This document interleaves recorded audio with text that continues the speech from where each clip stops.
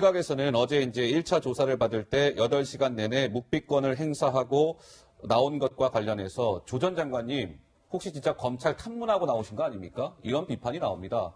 조사 시작되자 말 안 하겠습니다. 진술 거부권 행사 두고 비판이 좀 높아지고 있는데요. 법조계에서는 모든 질문에 아니 뭐 이렇게 검사들이 질문할 때 어떤 거는 묵비권을 행사할 수 있으나 모든 질문에 진술 거부하는 건 납득하기 어려워요. 일반인이 상상하기 힘든 전략입니다. 조국의 진술 거부요. 누명 쓴 사상범처럼 보이려는 약간 뭐 이미지 메이킹하는 거 아닌가요? 검찰 수사 내용을 파악하기 위한 교묘한 전략입니다. 이런 등등의 목소리가 나오는데 근데 하고자 반대로 보면 진술 거부권은 피의자가 행사할 수 있는 또 권리 중에 하나니까 이것도 이렇게 뭐라고 할 수는 없을 것 같은데 좀 어떻습니까? 우리 형사소송법에도 이거는 보장하는 피의자의 권리고요.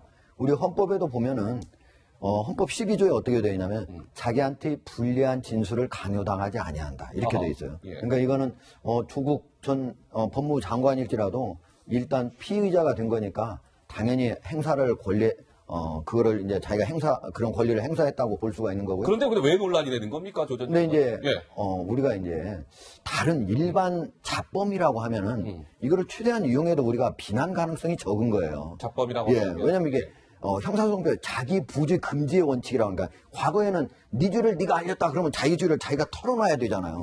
근데 지금 어쨌든 질문을 하면은 사실대로 얘기하라 그러면 자기 범죄를 얘기해야 되는 거 아니겠습니까? 그러니까 내가 거부할 권리는 있는데 다만 이제 조국 전 장관 같은 경우는 아주 공인이지 않습니까? 공인이죠. 장관까지 하면은 우리나라에 장관까지 한 사람이 몇 프로나 되겠습니까? 0.1%도 안 돼요.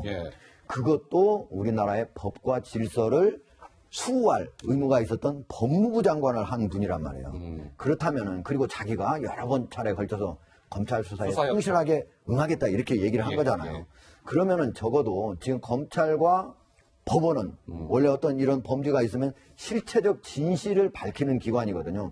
만약에 그동안 계속적으로 검찰 수사가 그 사실과 다르다라고 얘기를 계속 해온 거 아니겠습니까?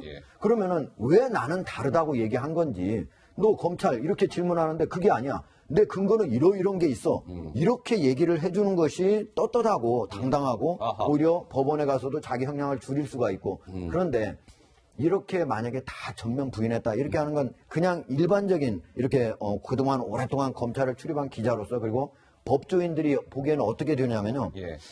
이거 답변을 하면은 오히려 거짓말로 답변을 해야 되는데 이러다 보면 말이 꼬이고 그러면 검사가 다시 꼬인 말을 가지고 또 추궁하고 그러면은 더욱더 앞에 거짓말이 또 다시 드러나게 되고 결국 이것이 자기한테 더 불리하게 된다.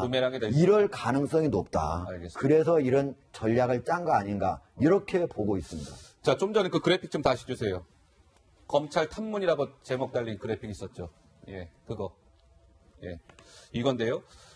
자, 강선우 부대변인께서 보시기에는 글쎄요, 이게 좀 어떨지 모르겠는데, 조 전 장관은 뭐, 다른 장관도 아니고, 우리 대한민국에 장관한 사람 몇 프로나 되겠나? 0.1%밖에 안 된다. 근데 그 0.1% 중에서도 법치를 바로 세우겠다라고 했던 법무장관을 하셨던 분이에요. 한 달 남짓이지만. 근데 그랬던 분이, 물론 피의자의 권리라고는 하지만, 저렇게 1차 조사 때, 국민들의 정말 2달 이상 대한민국이 조국 때문에 난리가 났는데 1차 소환되는 날 8시간 내내 검사들은 이런 거 저런 거 저런 거 저런 거 다 물었는데 묵비권을 행사하고 나온 모습 오죽하면 검찰을 탐문하고 나온 겁니까? 조 전 장관님? 이런 얘기가 나오는데요. 이것도 너무 가혹한 비판일까요? 어떻습니까? 우선 1차 조사 때 모습이었으니까요. 향후 이제 조사가 있다면, 소환 조사가 있다면 거기에 응하는 모습은 조금 더 지켜봐야 될 것 같고요. 그리고 헌법과 법률에 보장된 본인의 권리를 지켰다고 해도 그래도 국민 정서상 어떤 공적인 책임, 그러니까 공인으로서 가져야 될 자세 거기에 대해서는 저는 비판의 여지가 있다고 생각합니다. 자, 김민지 기자. 지난 9월 2일 날요. 조 전 장관이 왜 나홀로 셀프 간담회 같은 거 열었잖아요. 그때 한 얘기 중에 김민지 기자가 좀 귀에 다시 딱 쏙 박힌 게 있다면서요. 네, 사실 어제 검찰 소환을 받고 난 이후에 했던 해명들 중에서 뭐 혐의 전체가 사실과 다르다라고 하면서 뭔가 검찰 수사에 대해서 깎아내리는 듯한 발언을 해서 좀 논란이 됐다고 방금 전까지 대화를 나눴는데요. 불과 2달 전 말씀하신 기자 간담회 날에는 이런 얘기를 했습니다. 좀 고개가 갸우뚱해지는 내용입니다. 직접 들어보시죠. 저는 공적 인물, 공인의 경우에 있어서는 부분적 허위가 있다 하더라도 저는 다 비난받아야 한다고 생각합니다. 그래서 저에 대해서 언론 보도 중에서 그 부분적 허위가 있다 하더라도 제가 고소 고발을 했습니까? 안 했습니다. 앞으로도 마찬가지일 것입니다. 공인의 경우에 있어서는 어떠한 비난도 받아야 된다고 봅니다. 제가 잘났다고 생각하지 않습니다. 저보다 능력에 있어서나 도덕성에 있어서나 훌륭한 분들이 많다고 생각합니다. 근데 제가 여기 앉아 있어서 제가 무슨 부귀영화를 꿈꾸고 더 무슨 오간 대작 자리를 차지하려고 이 자리에 와 있다고 생각하지는 말아주십시오. 자, 근데 이제 검찰의 이제 선택이 좀 궁금해지는데요. 부부 구속, 검찰이 초강수를 둘까요? 구속을 조 전 장관이 구속이 되어야 된다. 영장이 청돼서 구속이 되어야 된다라는 의견은 조국 전 장관 관련해서 현재 의혹만 봐도요, 이거 영장 충분히 칠 수 있어요. 그리고 발부 가능성도 충분합니다. 이런 거고요. 반대하는 입장에서는 아유, 그래도요, 너무하잖아요. 부인도 지금 구치소가 있는데 부부 동시 구속은 드뭅니다. 이거 조금 가혹해요. 이런 의견입니다. 근데 법조계에서는 조국의 영장 청구 여부의 키포인트, 관건은 다른 거 아니라 뇌물이다. 그러니까 검찰이 저 뇌물을 어느 정도 밝혀내느냐에 따라 영장 청구 여부 내지는 발부 여부가 결정될 것이다. 우리 김 교수님은 어떻게 전망하십니까? 우선 관례상 부부를 동시에 구속한 사례가 극히 드물기 때문에 예. 과거에 전두환 정권 때 이철희 장영자 사건이 있었습니다만 극히 드물기 때문에 또 조국 전 장관까지 영장을 치겠느냐는 회의론이 있습니다. 예. 뭐 그 부분도 맞다고 보는데 문제는 이제 국민적 관심이 일단 크고요. 그다음에 검찰이 봤을 때 조국 전 장관의 수사 태도 지금 뭐 검찰에 출두하자마자 지금 무피권 행사하고 있고 모든 걸 다 싸그리 부인하고 있는 상황이기 때문에 예.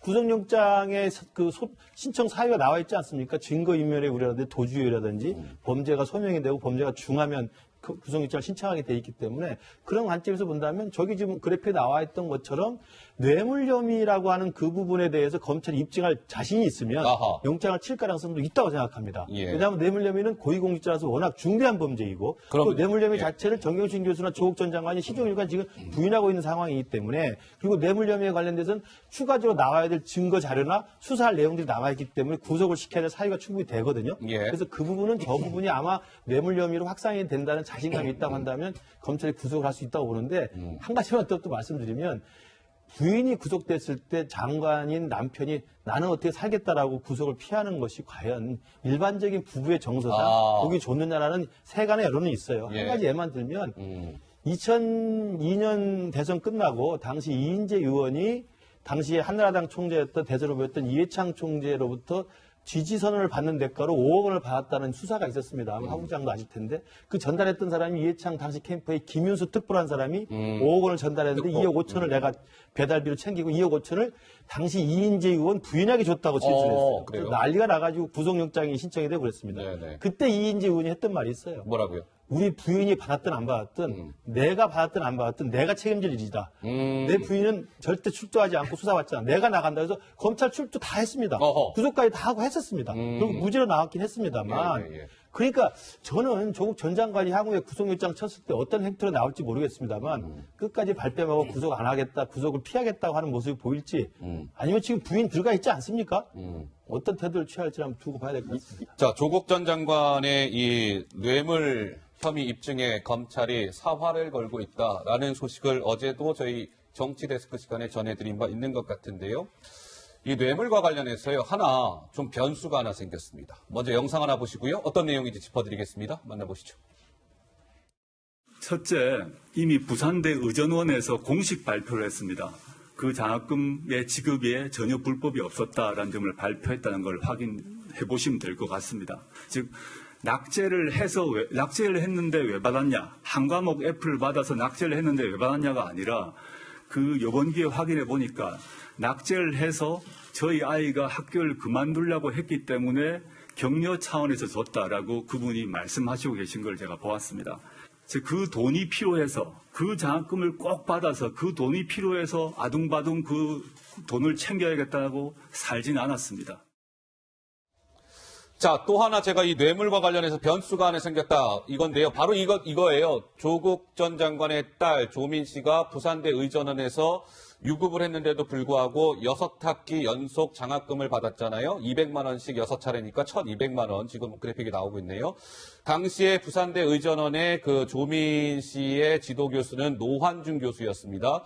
지난 6월에 이분이 부산 의료원장에 임명이 됐죠. 그러니까 당시 조국 민정수석이 부산의료원장에 노환중이라는 사람이 임명되는 과정에 영향력을 좀 행사해주고 그 대가로 대신에 조 전 장관의 딸인 조민은 노환중으로부터 1,200만 원의 장학금을 혹시 받은 거 아닐까? 그렇다면 이거 뇌물 아닐까? 지금 이 검찰은 이렇게 의심하고 있는 거고요.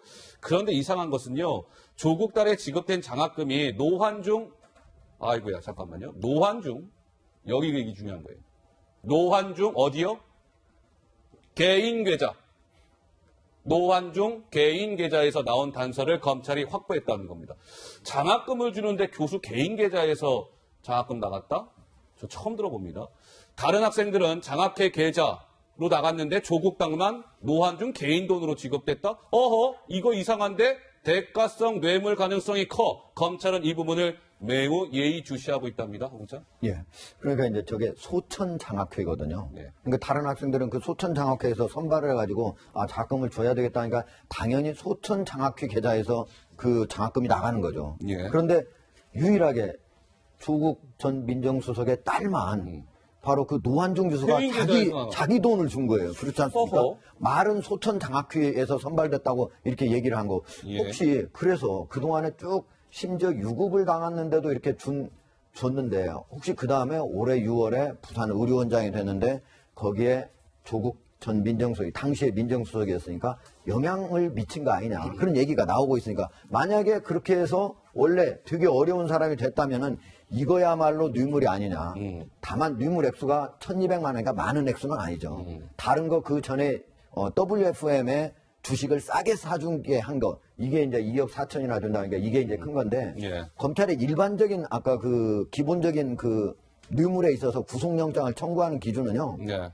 적어도 장관급 이상은 1억 이상이면 무조건 청구를 합니다. 그러니까 2억 4천 그리고 뭐 1,200만 원 이렇게 하면 3억 가까이 올라가는 무조건 거잖아요. 청구된다고 무조건 봐야 청구돼요. 된다? 왜냐? 수리액이 1억 원이면요. 무기 또는 10년 이상의 징역이기 때문에 아이고야. 이걸 영장을 치지 않는다고 말이 안 되는 거예요. 네, 알겠습니다. 그런데 아까 이제 우리 이제 김구식 박사가 부부간에 구속하는 경우는 매우 드물다고 했잖아요. 그 왜 그러냐면요.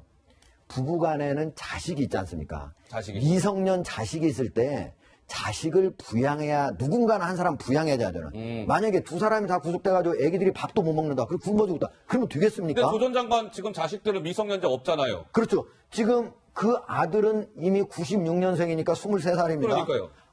딸은 91년생이니까 벌써 20 몇 세예요? 8세죠? 어허. 그러니까 미성년이 다 아닌 거예요. 그러니까 설령 부부가 구속된다고 하더라도 이건 인륜에 맞지 않기 때문에 부부를 구속하지 아니한다는 그런 거하고 아무런 관련이 없다. 이건 개별적인 범죄고 상관이 없다. 그런 측면에서 보면은 일반적인 그런 검찰의 구속영장 청구 기준으로 본다면 영장이 청구될 가능성이 높다. 이렇게 봅니다. 아까 그 개인 계좌 그 그래픽 있죠?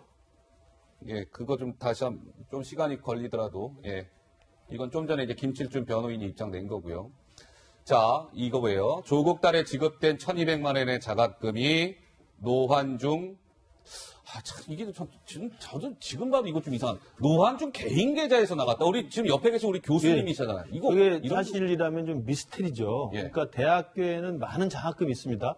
학교에서 주는 장학금이 있고요. 그다음에 외부에서 주는 장학금인데 외부 장학금도 학교를 통해서 공식 지급이 되는 거예요.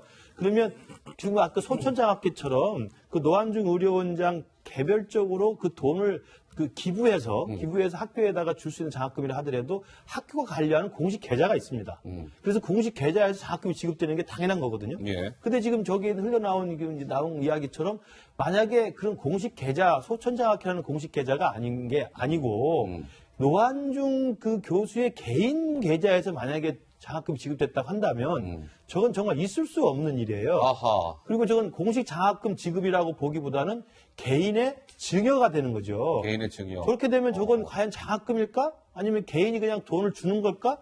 이렇게 되는 이제 그 성격의 변화가 되는 거고 예. 지금 일각에서 나온 것처럼 그렇기 때문에 저 개인 돈을 지급됐다고 한다면 이게 장학금을 빙자한 민정수석 조국을 쳐다보고 준 뇌물성이 혐의가 아니냐라는 지금 의심을 사는 거거든요. 네. 물론 저건 이제 수사를 더 해봐야 될 겁니다. 그리고 조국 전 장관도 이제 소환을 해서 확인을 해봐야 되겠습니다만 이래저래 아무리 봐도 네. 미심쩍고 이상한 대목은 분명합니다. 알겠습니다.